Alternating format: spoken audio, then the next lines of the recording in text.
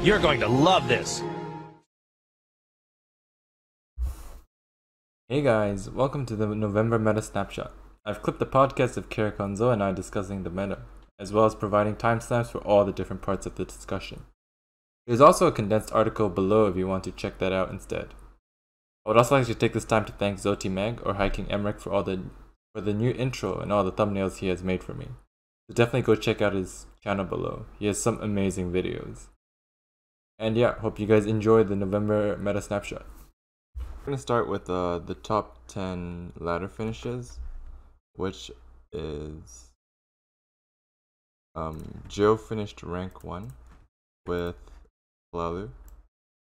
Then we have Sir Chot, who finished 2nd with Telvanni Conscription. And I finished with Telvanni Ox, though Jarl Unite did go to rank 7, which is basically Tribunal Control. Frenzy used TC, and then 5 is Thalian Dark, who used Telvanni Ox. Soldier, I think, used Telvanni Conscription as well. Gumchew is Hlalu, Jelly is Conscription, Hackme is Conscription, and I don't know what Red Sox finished with, but yeah, that's the top 10 finishes. So how many Telvannis are there? Wait. Okay, so I think it's 7 Telvannis and 2 Hlalus. Wow, that really says a lot. Yeah. I'm surprised there wasn't like a mid-grow warrior in top 10, at least one. Yeah, I think it's falling out of favor, but quite interesting. Okay, so for this snapshot, we've actually done ratings for each of the classes based on popularity and power level. So we gave each deck 1 out of 10 for power level and popularity. So that's how we're going to rate the decks.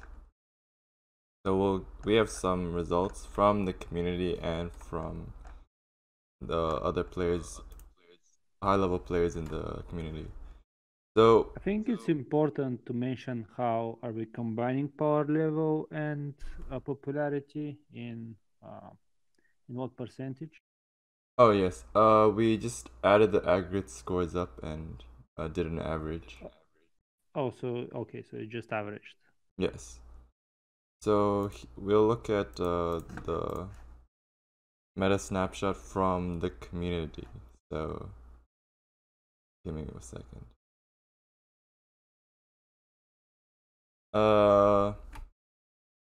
So can you guys see the Google form?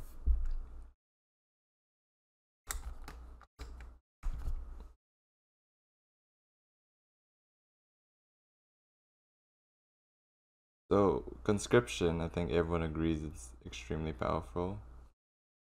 Although some salty guy put it as a 4 rating. Yeah, and it's probably the most popular deck on ladder as well. Yeah, and the popularity rating is 10. I think there's a general consensus that it's the most popular deck. Then we have Aggro Hlalu. I think people don't think it's as strong as before because of the mana nerf. And it's only semi-popular, but more towards the popular side. I definitely agree that it's very strong right now. Yeah, and we'll get into that when we do the tiers. So I think people still really like Aggro Warrior. It's on 9s and 10s for both power level and popularity.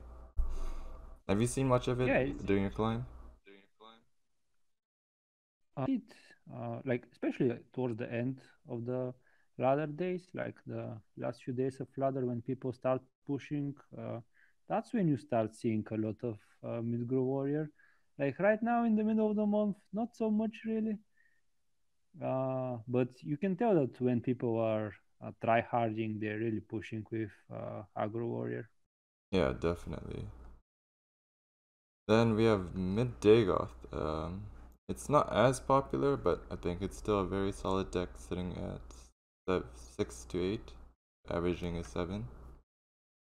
I think just the variance on the deck, and Yeah, there is so many ways to build it. then we have Telvanni Nixox. So most people agree it's extremely strong, and we have a few salty people putting as 1s and 4s. But the popularity just seems to be just doesn't exist. So even though people complain about it, they don't really see it. Yeah, why do you think is that?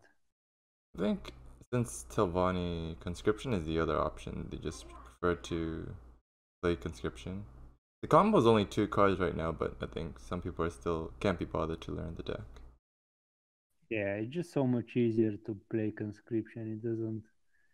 It's a lot less uh, punishing, so it's a lot more forgiving to play conscription. So I think you can get away with um, bad plays. Oh yeah, like I think with conscription you can dump your hand and then refill on 11, but if you dump your hand as Nixox, you can potentially lose. Then we have Tribunal Control. I think it's still a very powerful deck, ranging from again 6 to 8. And its popularity is somewhere in the middle.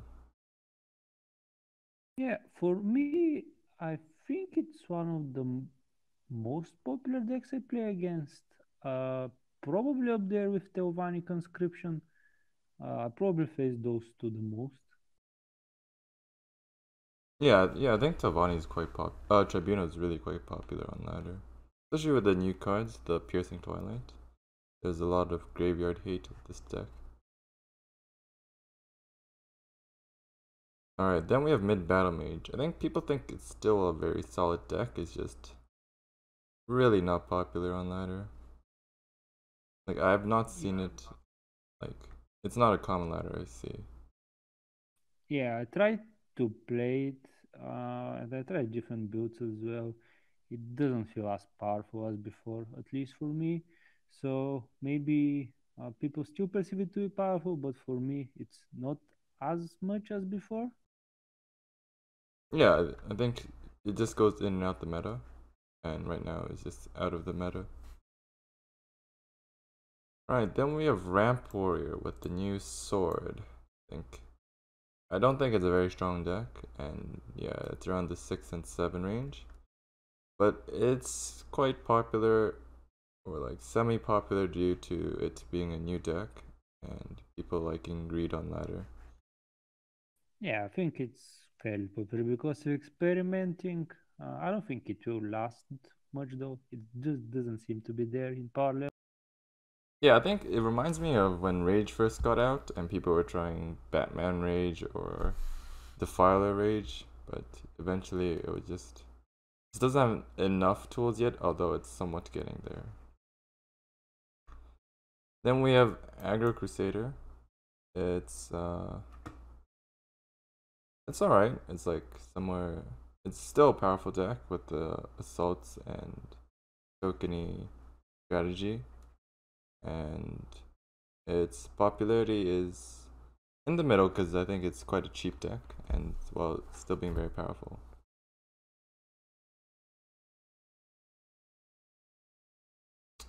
Then we have Strike Monk was another popular deck, but now I think it's quite weak because Aggro Warrior isn't as strong, and Telvanni can control it quite easily, and yeah, it just fell out of favor. Alright, Prophecy Battle Mage is an interesting one. Any thoughts on the results here, Karakon? Can you tell me the results? I can't really see. Mostly, people think it's a center around the 5, like a bell curve around the 5.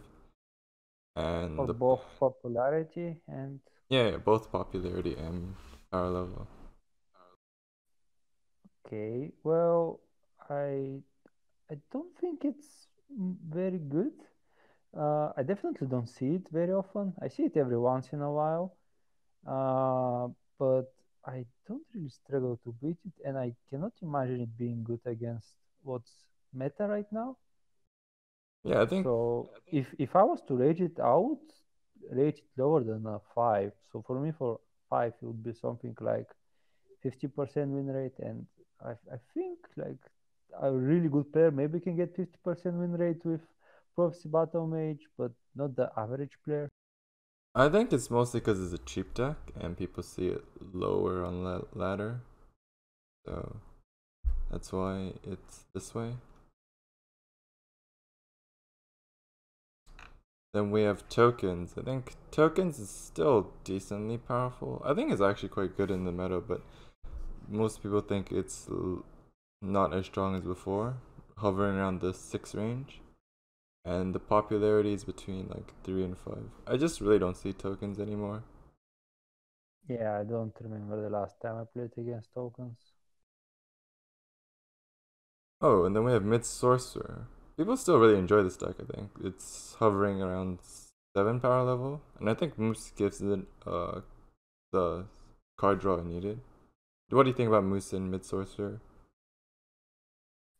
Uh, Moose, I haven't really played it, but so the problem with Sorcerer is that its aggro matchup is quite weak. It has a really so the plus side of Sorcerer is because it has so many wards. It's really difficult for the Telvanni, which is very popular right now, to deal with so many wards. So they can deal with like a couple through their negations, but after that, you start to get a lot of value. So how do a Telvanni deal with Corrupted Shade, for example?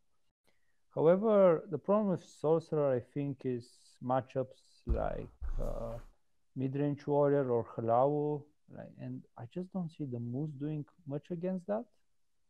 Okay, yeah, I think I agree with you. I think Super Thanks and Joe were like playing Mid Sorcerer to counter the Telvanni matchups in Warp Meta, and I think it was quite strong. And then, but it's just not on ladder because you have to meet Hlalu and other aggro decks, and you can't really tech versus Telvanni and aggro matchups. That's why its popularity is around the 5 level. I think it's still a very good budget deck. That's why it's like quite popular because you don't need that many Yeah, cards. like if you're a new player, it's not that difficult to play and it's quite cheap to make as well. So I think it's a good start. Yeah, definitely a good starting deck. Okay, then we have Abomination. I know Justin wants to say something about this one, but I think there's a lot of people who put it 10, 20 out of the 140 responses, but it averages around the power level of 8. And I think that's due to the skill level, and I think it's not as good in ladder because it's a closed deck list.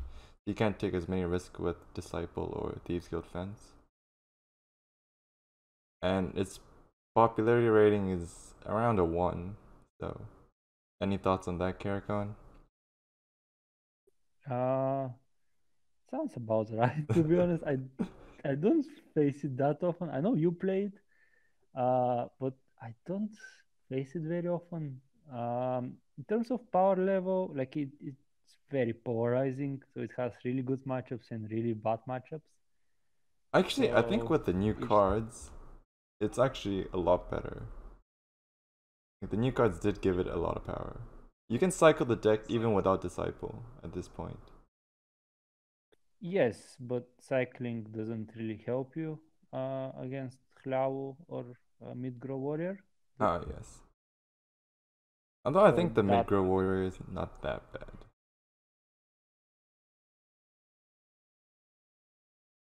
But yeah, I think this is a deck to watch out for, especially in tournaments. But yeah, I don't play this deck on the ladder, mostly because it's kind of boring deck to stream. People really don't like this deck sometimes. yeah, it's pretty much the same game every time. Yeah. Alright, then we have Red Run Conscription. A lot of people put it at 7 or even 9. But I really don't think the current variants are very high in power level. And the popularity is all over the place, probably averaging at 6. What do you think about those numbers? I definitely see it, uh, but it doesn't strike me as that powerful. So I kind of agree. Uh, it's just that it's really doesn't have the defensive tools to survive until conscription. So Atewani does a lot better job in defending until the conscription turn. So yeah, I think this is the main issue with the deck. Yeah, I think also it doesn't like consistently hit conscription on 11, and you would really need your the buff girls, the Praetorian commanders, to actually give your conscription value. Otherwise, you can just get wiped down by an ice storm. Yeah, so it is kind of draw dependent as well. Like you can, it doesn't have the cycle of Telvanni as well. Yeah, I mean you can play Enduro Mastermind and Camel, but I don't think it has the tools to recover tempo because Telvanni has mainly fire blooms and a lot of shackles. Yeah, the lack of Ice Storm hurts the most, I think. Yeah, definitely. Then we have Tempo Assassin. I think it averages between 6 and 7 in terms of power level, and popularity it's between 3 to 5. I think, well, probably you'll say it's a 3, and I think that's about right. I think it's very meta dependent deck. Like it's good versus other mid range decks, but it will really struggle versus like hard controls such as Tribunal, and maybe even Telvanni if it can, since it has a lot of 2 health minions. Yeah, it has a lot of low HP minions and it gets punished a lot by Ice Storm. Um, it can get controlled easily, but it is really good against board centric decks.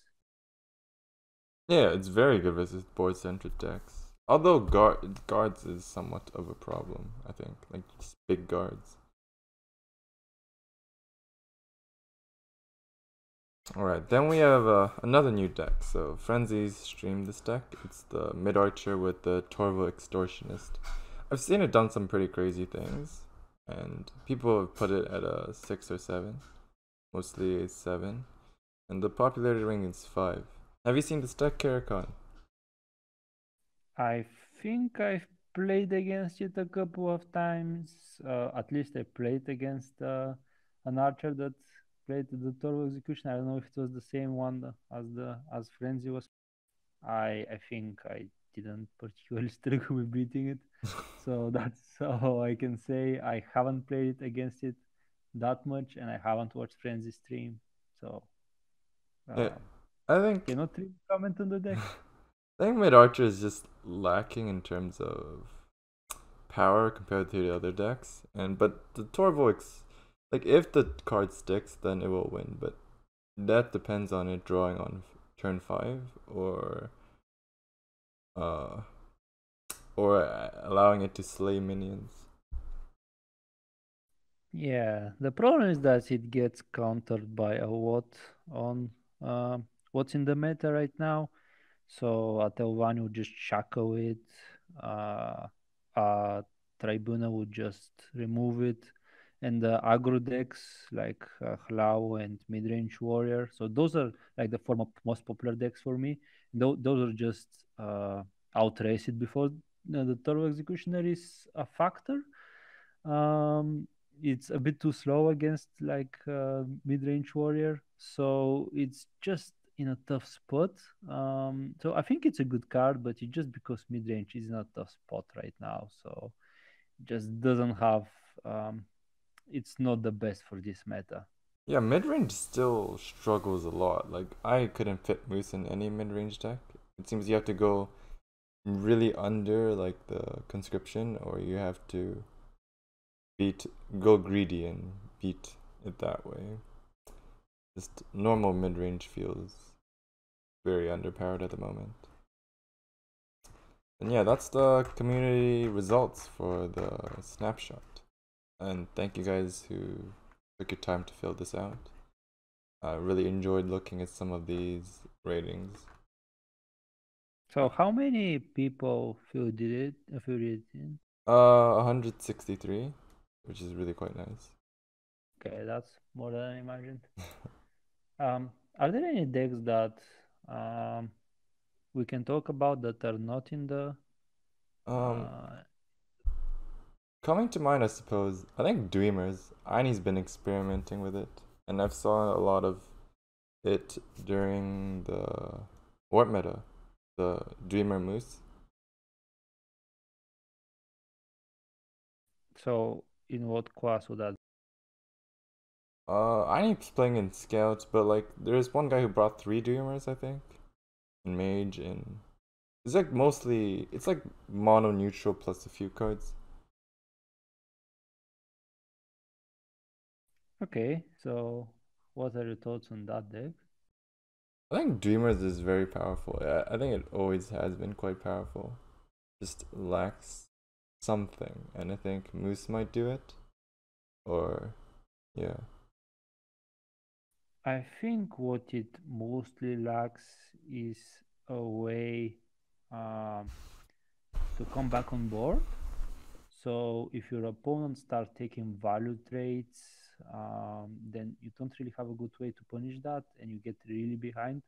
If your opponent starts ignoring your minions on the board, you can have some really powerful turns with the Dynamo, for example, or the support.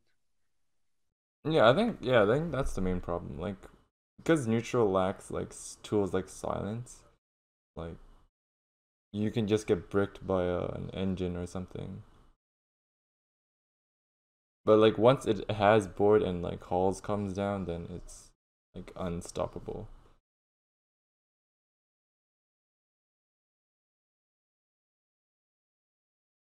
All right, let's move on to the meta snapshot. So, I think a lot more people joined us. So, 7 out of the 10 top 10 finishes were Nyx, well, not Nyxlux, were Telvanni, and 5 of them was Tullius conscription. So that's where we're And starting two off. are Nixox. There was 2 Nyxluxes and 5 conscriptions in top 10, and the Yeah, others were Hlalu. Conscription Telvanni. Everyone knows the deck. Everyone has played against it multiple times. Everyone knows how powerful it is. I think it's probably the top of the meta right now. Yes, and that's our first deck, the Boogeyman. So this is the list. Telvanni conscription. All right. So what? So what are your thoughts on this deck? It's just very powerful. It's very forgiving. So if you can build a deck, you will probably have success with it. Because like the conscription is such a powerful deck. So you have all the control tools, and even if you don't manage your resources very well, conscription is just such a powerful engine that it's gonna help you come back in the game. Like you can single-handedly get you in the back in the game and win. Very often it happens. So it's a very powerful deck. It's very forgiving. It's quite difficult to play against it as well because Conscription Telvanni just has everything. So it has an answer to big guys, big mid-range guys like Fire Bloom, Viper, all the shackles like Pet and Harpy. It has answer to small dudes, so like the Black Hand Messenger, Anti-Storm. So it's for something against tokens, and it has an answer to wards with sorcerer negation. It also probably has the best cycle and tutoring, like Lanef and the Sun in Shadow. Those are like it means that you're gonna draw like your most important cards pretty much every game, even though you're in 75 cards. So you don't be able to guarantee conscription as often in something like Dagoff because you don't have so much tutoring. So it pretty much has everything going on for it. It's very hard to play around stuff. Like they have all the answers. It's just a matter of drawing them at the right time.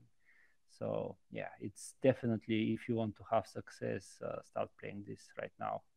Yeah, and I think on top of that you have ramp, so conscription is not even that far away.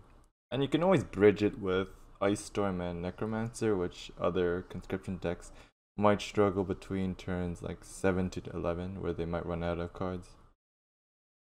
And I think adding the Mirror Shrine just further, like, this deck is so powerful, it can just add Shrine and it'll be okay. Yeah. So yeah, it has heal as well, like something like Tribunus struggles with heal. But this one has with Amulet and Blackhand Messenger, so you can heal out of like the face, the out of range of the face decks, like Crusader. Yeah.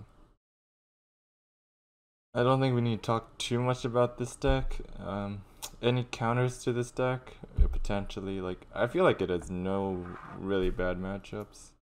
Just Yeah, the only thing that I can think it can be exploited is the lack of like heavy removal, like hard removal. So you could build some kind of a sorcerer, like like I just talked, with a lot of words and corrupted shades and things like this. And it's gonna be difficult for the Telvanni conscription to deal with all those threats, but you're gonna have a hard time against anything else, pretty much. yeah, and obviously it dies to combo decks such as Abomination and the Nixox variants. I think Bogchamp used to counter this deck, but now with amulets and like the ramp and shrine, it just can't handle it as well. Yeah, so if you want to beat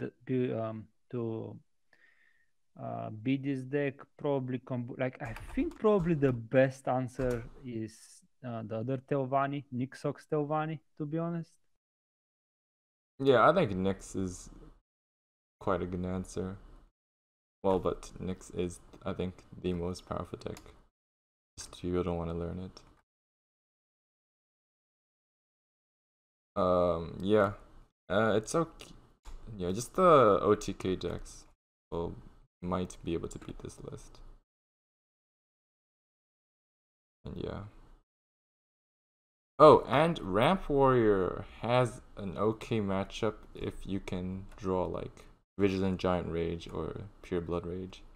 I've won a few like that, but they can still just smork you down and overpower you with such a wide board because they just don't run out of steam.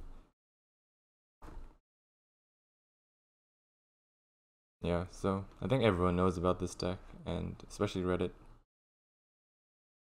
Yeah, there are multiple threads on Reddit every day, so uh, pretty sure everyone has played against it. Like you have to be haven't touched the game in half a year to have not played against Telvanni conscription, probably. Yeah. Alright, the next deck is... Oh yes, let me give you a quick rating for this deck. So I think the aggregate rating for Telvanni Conscription is 9.1. And its power level averages to a 9.25. And the popularity is 9. Although I think it should be a 10 because I think this is the most popular deck on ladder. So yeah. Yeah, it's probably yeah. If you spread out the results, like normalize it, so 10 is the most popular one. I think Telvanni conscription would be 10. Yeah, I think this is the bar for 10. And yeah, so overall it's a 9.1. So next is Agro Hlalu. This is Joe's list. It's finished rank 1. Its rating is 8.2. Comes overall. And let me look at the popularity. So the power level averaged is to a 8.4. Oh, yeah. Oh yeah, the power level comes to an 8.4, but the popularity is a 7.4. So why is this deck so powerful? It's just has so many proactive plays. Like you have Skoke, you have Fifth Legion trainer on turn like one even that you can bring them out, and it's not something that you can live alive. Like you have to take care of them, and then after that comes something like a Gambler or something like this, and it's just that so proactive deck. It's hard to draw into answers so early in the game, so it's very often that you win just by your draw. Yeah, and I think this is one of the best aggro counters to Telvanni. So I think that's why it's so high up there. Like Fire Blooms can be blocked by Merchant and Marked Man, and you can't always draw 3 Ice Storms in a whole game, especially at 75. Yeah, it's a very fast deck, so it can go under the ice storm. Yeah, and it can go after Ice Storm with all the resource extension, which is kind of crazy as well. So it's definitely a very powerful deck. If you're an aggro player, Hlao is probably the harder variant to play than aggro warrior, but it's probably the more rewarding one as well. So it's definitely a deck that you might want to pick up. Yeah. Any tech cards you can see for this deck? Like from this deck list? Oh, okay, never mind. I think you don't want to add like manners or jarls. Just play it as like a crusader with a ton of draw. I think that's the most powerful build of it for it. I think the tech card Joe uses here is Bruma Profiteer. It's quite good for ladder, but I'm not so sure about tournaments. But yeah. Yeah, Bruma Profiteer helps a lot against other aggressive lists. So in the mirror, for example, Bruma is very important. And the final deck in tier 1 is Aggro Warrior. This is Frenzo's list with 2 Black Worms as tech, I suppose. Other variants run 3 Mudcrab Merchants as their resource extension in early game. I'll give you the ratings for this one. It comes down to a 7.9, with the power level being 8.4 and the popularity being 7.4. Yeah. So similar to Hlalu. Oh, okay, sorry. For Hlalu, my bad. The 8.4 and 7.4 is for Aggro Warrior. Hlalu's power level is actually at a 9.1. That's what people think it is. And its popularity is only at a 6.9. So Aggro Warrior, I think, is more popular, but less powerful in, yeah, with the TRS and other high legend players' opinions. I think a big part of that is that Aggro Warrior is a lot easier to play, so you don't have to think about your resources that much. So it's a deck that you can see worse players pivot to somewhat decent success, while the Halal one, like if it's difficult to have success if you don't know what you're doing. Sometimes it can happen, but it's difficult to be as consistent as with the warrior. So I think part of that is that the not so good players that like to play this play style go towards the warrior. So I think this can skew the rating a little bit. Yeah, I think it's easier to pilot, but not as high. Like, Well, the what I'm skill trying to ceiling. say is that if you know what you're doing, they're very very similar in terms of the power level. So both the Halao and the warrior, but it's just that a lot of players find it more consistent to play the warrior. So that they wouldn't have this consistency if they were on the Halao. So you see worse players being on the warrior and not the Halao. So I think this can skew the rating a little bit. Yeah, I think so. Kavera says that Warrior is more one-sided. It's either winning in 3 turns or lose, but Hlalo can kill you out of nowhere. I think Hlalo has more comeback potential versus Mid Warrior. Like if Mid Warrior loses board, it's kind of just out the game, but Hlalo can just come back from nowhere, which is quite interesting. And it has comeback mechanics with guards and like heal. But yeah, Yeah. someone mentioned that I think warrior you can concede faster and probably win a little faster, so that's why. Yeah, also warrior is a lot more difficult to draw dead. So, for example, if you look at Joe's list, he plays a lot of one drops like Marksman and what was it called? Deepwood. Yeah, the Deepwood Trapper. So imagine if you draw like three of those in your first few turns, you're not gonna be able to win. Like you're not gonna be able to extend your resources if you have like more than one in the first couple of turns. Yeah, I've watched some streams of Hlalu and sometimes you're just top decking those zero drops or one drops and it just feels really bad. So I think there's quite like the variance is still there. Yeah, that concludes tier 1. So top is conscription. And Hlalu just made a comeback to tier 1 and warrior stays where it kind of is but has dropped a little bit. Alright, let's move on to tier 2. Starting with Tribunal. Control Tribunal. So this is an old list. I think newer lists can potentially use Piercing Twilight, although I'm not sure how good that card is. So what are your thoughts on Tribunal? Tribunal is quite powerful still. It's it is a very controlled deck. I think the main issue is that it has a bad matchup against Telvanni Conscription. Um, Other than that, it really is just an easy deck to like. It's I wouldn't say it's an easy deck to play, but it is one of the easier decks to play, uh, especially if you like control. So I think that's not surprising that it's the go-to control deck that many people find, and it is strong. Definitely, you're gonna win a lot of games. It's just kind of outshined by Telvanni Conscription. Yeah, I think it has a conscription weakness, but this is Thaldir's list, and he finished rank 2 with this one season with Telvanni conscription being very popular.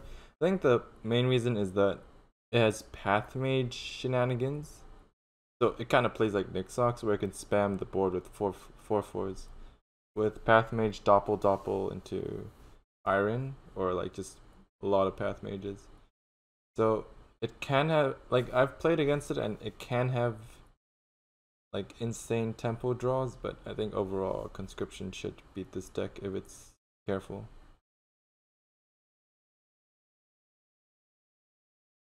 Alright, so Fuse asks, tiers are influenced by popularity. I think popularity is an important criteria because you're like, when you go into ladder, what should you expect, not what are the most powerful decks. Because if we tell people that Abomination is in tier 1 and people start teching against it or something, then it's just not, it's just not there. And we did put, I think, powerful decks that are coming up, but they're just not going to be there. Like, there's a lot of decks that are very powerful, just not popular. That's why I think it's Yeah, important to a put lot of popularity. it has to do with so there are certain decks that do really well in this meta, but if the meta was a bit different, they wouldn't do so well. So if so, they are good when Telvanni Conscription and Agro Halal are at the top, for example. But if there were different decks at the top, they wouldn't be that good. Like an example that I can give is, for example, Strike Monk was very good a while back when it was mainly um, Agro Warrior and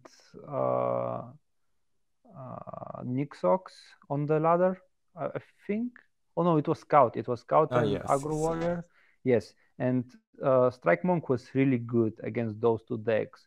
But when we're in different meta, when we have the Conscription and the Tribunal being more popular, the Strike Monk doesn't do so well. So those are like kind of niche deck um, that really rely on the popularity of other decks. So if they get more popular, you're gonna see a different meta. Yeah, that's why I think popularity is quite important for even for tournaments. But tournaments is more streamlined because you don't have to worry about the random decks. Like that's why Tribunal is not very strong on ladder because it can just get beat by random greed. But in certain tournaments, it can be a tier 1 deck because you just crush aggro. And okay, so with Tribunal, there's variants. So there's my Yar Unite, which I did pilot to rank 7 because Pickpocket just guarantees you green, and that makes the combo extremely easy. And there's also Aine's Prophecy variant with like 9 Atromancers because you can resurrect them from the graveyard with Necromancer and Doppelgangers. And that's another deck, that's a very proactive deck that relies on Prophecies to survive versus aggro, and Atromancers to finish off the game, which is like 2016 style. And yeah, that's Tribunal. So those are the two variants I would recommend you trying: Unite and Prophecy variant with Atromancer finishers. If I was to say which one is the most powerful, I would say the Puff Mage one that Tudir has. I think that's the most powerful one. Yeah. Although I think, yeah, Unite is like sort of a meme deck too. So yeah. Alright, next one is Mid Dagoth. So this is Fierce's Dagoth. I've played this yesterday and it went 12-2 on ladder. It's very consistent, and since its curve is kind of lower, which makes the awkwardness a lot better. So what do you think about Mid Dagoth? I know you've played it a lot, and you were the first ones to Yeah, build a good deck. I really like Midday Golf, and what I like most about it is the flexibility. Like you can build it in so many ways. Like you can build it in a really face way, like with a lot of charges in Mimic, for example, like the variant that I'm playing right now, or you can do a bit more mid ranges. So you can really tech against the meta. You can tech so that it's more oriented towards beating control with cultists, for example, and so it there is just so flexible. Like mid-range Dagoff is like it can be so many decks. So definitely it can fit every meta, in my opinion. So I think that's not the deck that will be going away anytime soon. Yeah, I think it's just flexible. It's comeback mechanics, and it can go low to the ground. So very powerful. And if you just keep your curve low, I think you can make it consistent like a 50 card deck. Like I don't really miss my curve, but of course sometimes you have awkward draws into 75. Yeah, yeah. Also, there is Hand of Dagoff, which sometimes the bad curve doesn't matter if you have it. Yeah, sometimes Handed Digoth just wins games. Oh yeah, and since it's very ward centric as well, it's quite good versus Telvanni. Like it's just low enough curve to go under Telvanni, and it has a lot of big threats that can be very hard to answer. Although I'm gonna comment that this deck list has no Firebolt, so Skulk can screw you over heavily. Just pointing that out. There are a lot of skulks on ladder right now. I think you have to have an answer for Skulk. Yeah. Alright, then we have the other Telvanni list, which is Nixox. Oh yeah, let me give the ratings for the Mid Dagoth. The Mid Dagoth is 7 on a power level and around 6 for the popularity ratings. And for Telvanni Ox, the average for power level is 9.25, which is same as Telvanni Conscription. but the popularity level is only a 2.6. So that gives the aggregate rating of a 6.6. So I think, as we've discussed it before, I think Conscription just easier to play, despite the combo only being 2 cards now. And just some things you need to know about this deck, and you just can't dump cards compared to Telvanni Conscription. Yeah, it's definitely not as forgiving as the Conscription deck. So it does require you like to have some experience with the deck. It's not that easy to play. I mean, it is after you have a lot of games with it, and once you know all the combos and how to manage your Magicka, but it takes some time to get there. And yeah, I think most players just find it easier to just do the Conscription and have the same win rate. But definitely, it is a very strong deck. It's not surprised that you see it all over tournaments. And I don't think that it's a deck that will be going away from the tournament scene, at least. Yeah. Yeah. Alright, the next deck is Abomination. So I'm not sure if this should really be in the Snapshot along with Nixox, but I think just the sheer, like the raw power level of it makes it worthy in the inclusion. Because this has a power level of 9.2. That's very close to Nixox, but the popularity is 1.6. So these two decks you won't see on ladder, but if you do, good luck beating the players who know how to pilot them. I think Yeah, the best strategy against those decks are just to have a very aggressive curve and beat them before they can do their combos, because you cannot you cannot possibly have any other game plan against such powerful combos. yeah. And I think the new expansion was actually just an Abomination buff, like the Karthspire Scout, and the shadow marking has improved the deck a lot. I think you said it's not really good against mid-grow, and potentially if it draws a lot of 1-drops, but if mid-grow doesn't draw its 1-drop, this deck can just spam a lot of small guards to stop the aggression. And dropping Thieves Guild Fence can just win the game.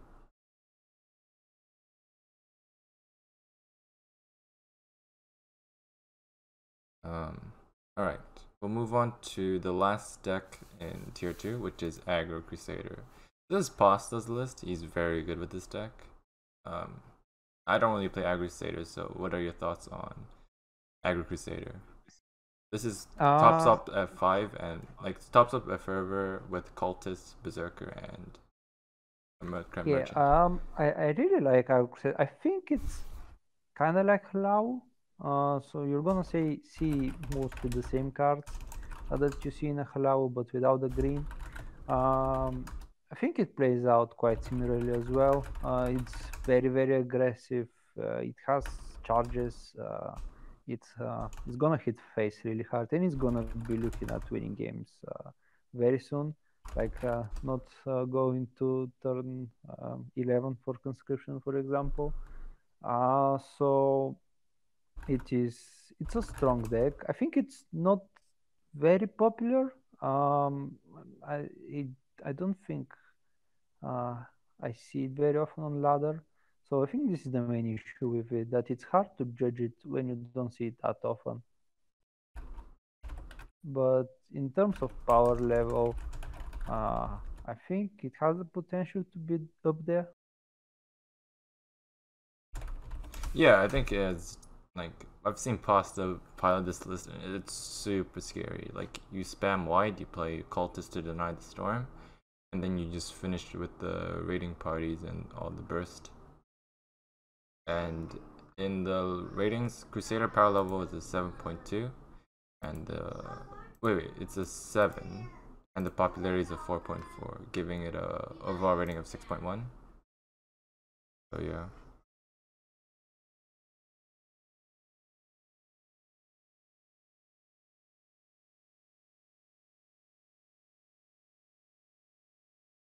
Okay, there's a question. Is there any type of thought to why it seems most tier 1 and 2 decks are houses and tier 3 are classes?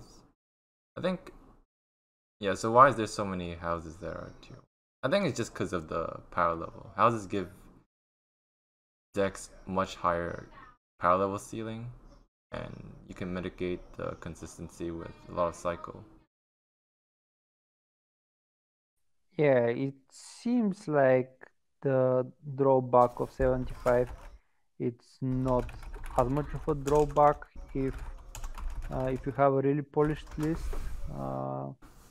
So it just seems like some 75 cards decks are not don't find it difficult to draw into what they need, or they can just make their curve so that they don't miss it.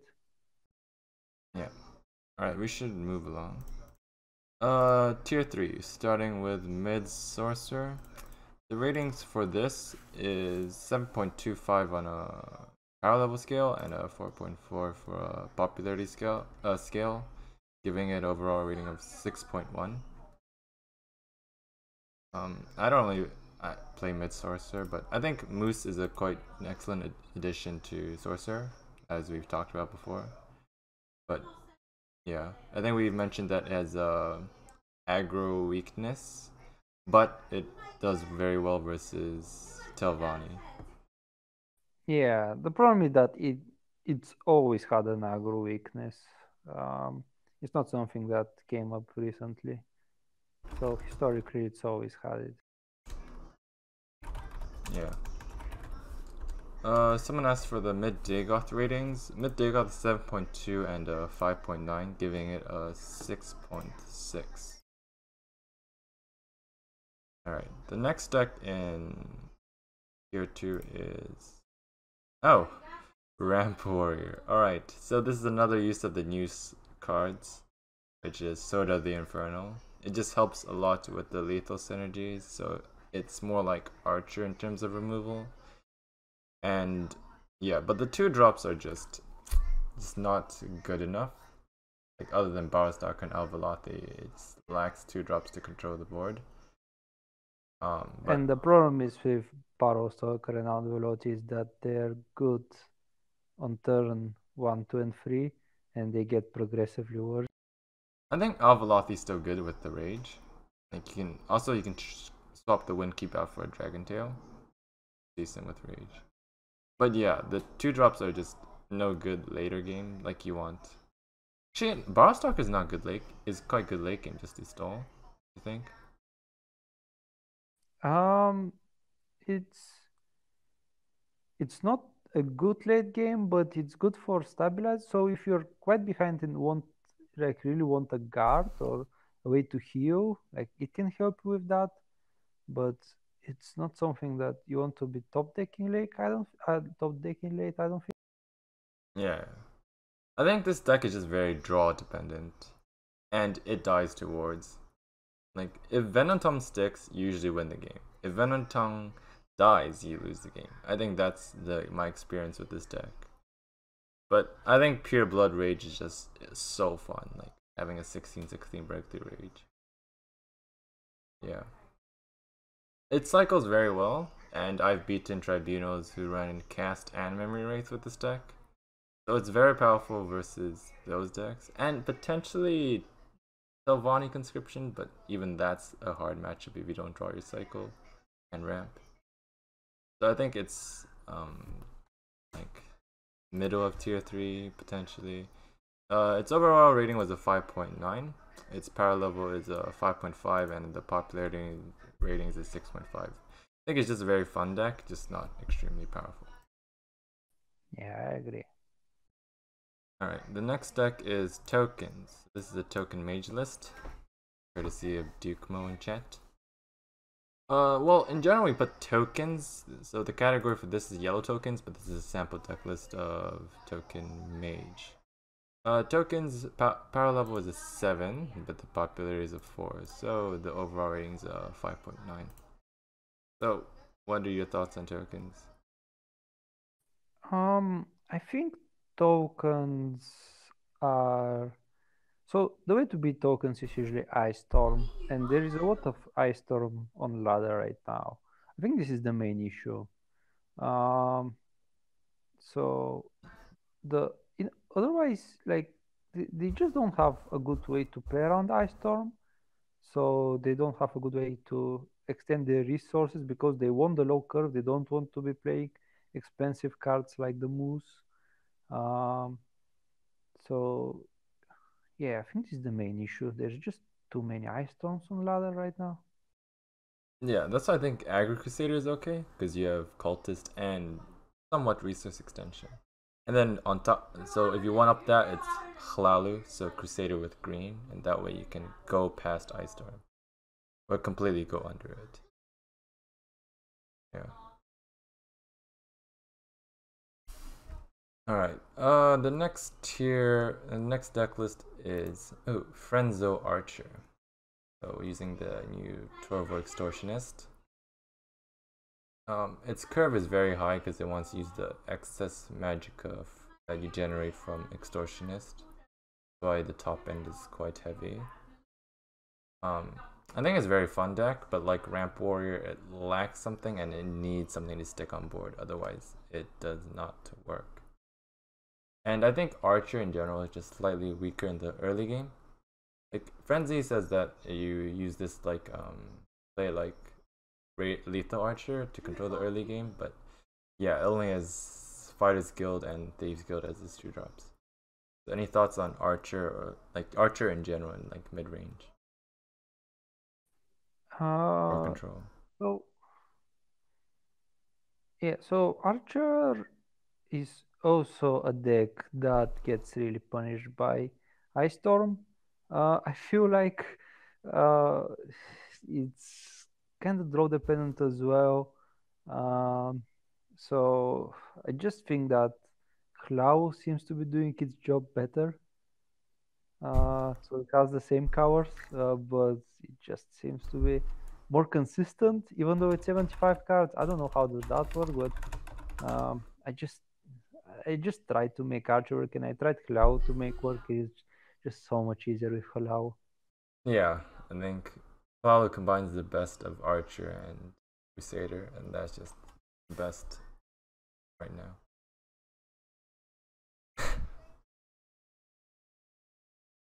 Alright, Karakon, Gio has a question for you. Thoughts on a rank 12 players, mostly super thanks, consistently dominating warp meta while I transition to the. Okay, can you get closer to the mic and repeat? Oh, I heard there's this. Oh, thoughts on rank 12 ladder players, which is super thanks, consistently dominating warp meta. Uh, Wait, so are those two questions? No, just Joe asking. Oh, okay. So my thoughts on rank 12 players. I hope Oh no, like. like rank 12 players dominating warp meta. Is All super right. thanks. Oh, okay. Now I got it. Well, what can you do? It's just warp meta is only noobs win warp meta, right? Yeah, I would agree with that statement.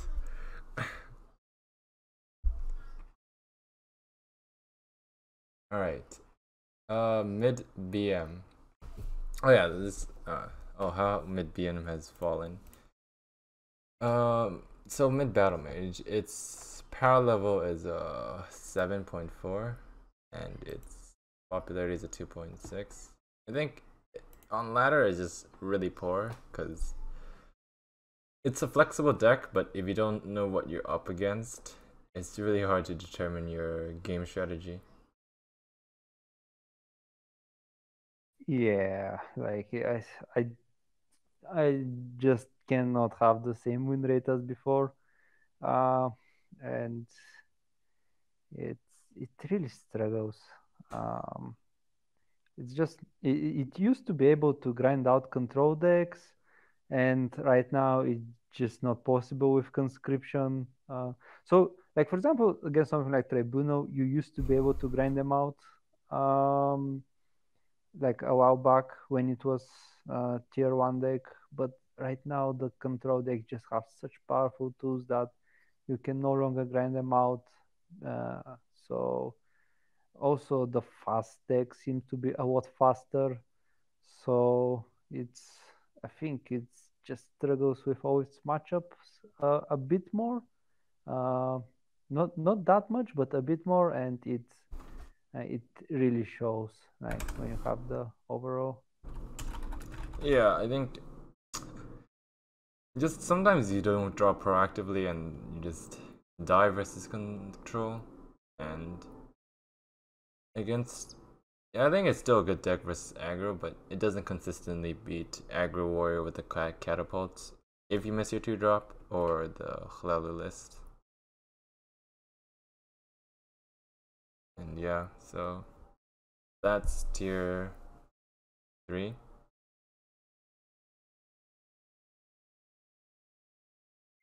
Alright, so tier 4, we're just gonna put some fun decks you can try on ladder. So, oh wait, there's one more in tier 3. It's a Tempo Assassin. Give me a second for that. Let me put that on. So in the Zoa's Tempo Assassin. Yeah, so Tempo Assassin. I think it's, yeah, as we've mentioned before, it's very meta dependent. Like, it has a lot of shackles and it's good against board based control, but it will really struggle against removal heavy decks, which is mostly what's it called? Telvanni. Telvanni and Tribunal. Yeah. Like it has a terrible matchup against both of it. So yeah. Yeah. And if you want to talk about this deck, just go into Zoa. It's decent versus mid-range, but mid-range just really does not exist. Does an assassin have a play right of 1 or 2? How is it tier?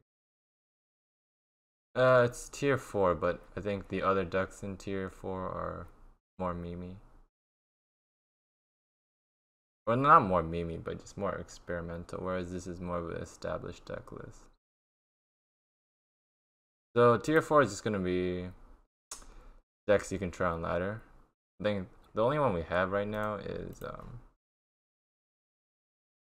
SzotyMAG. You want to talk about that? It's an old deck. Yeah, I tried to make it work. So my idea was, okay, now you have this moose, and the it's a prophecy deck, so your opponent doesn't really want to break runes and risk a prophecy. But if he doesn't break a rune, you have the moose to draw more cards. So I thought, oh, this is gonna be amazing, but in practice, it's just not that great. Like it's very frustrating when an aggro player is rushing you down, like mindlessly breaking rules for 1, and you get no prophecies. Uh, it's and also it seems that the way to beat control nowadays is not through extending your resources, but rather trying to win in the first few turns. And I think the mage doesn't really do that, so it's kind of like a grindy deck that um, that doesn't have like those very powerful early game plays, but rather has this consistent plays with draws that you can provide so you can continuously establish a board. So yeah, it doesn't seem to be up there in power level, even though I really tried. Yeah, grindy mid-range just does not work. If you don't kill them by 11, or even earlier because of ramp, you will die. And then I think another deck in tier 4 is another Prophecy deck, which is Prophecy Battle Mage. It's a very good budget deck to start climbing rank 12. And I've seen people hit legend with it. It's just the experienced player will know not to break runes and just run you out of resources. And the minions just all die to power removal, like Black Hand or Negation, so it does not beat Conscription at all. Yeah, so maybe the next thing I should try is Prophecy Battle Mage with Moose. Yeah, I would love to see that. Maybe with a lot of burst. I think potentially, since Sylvani actually doesn't have that much drain if you don't interact with their board.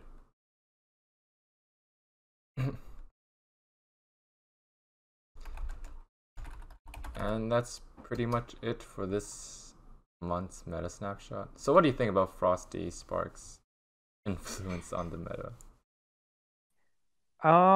It's definitely I really like the cards because they weren't like those immediate powerhouses that are, for example, like for instance, like obviously power creep of other cards. They are just like interesting cards that um, provide new tools to the deck building. But the main issue is that the current meta has been solved, and we have the top decks which are so much better than everything else, really. And it's really hard to think of the new cards changing that.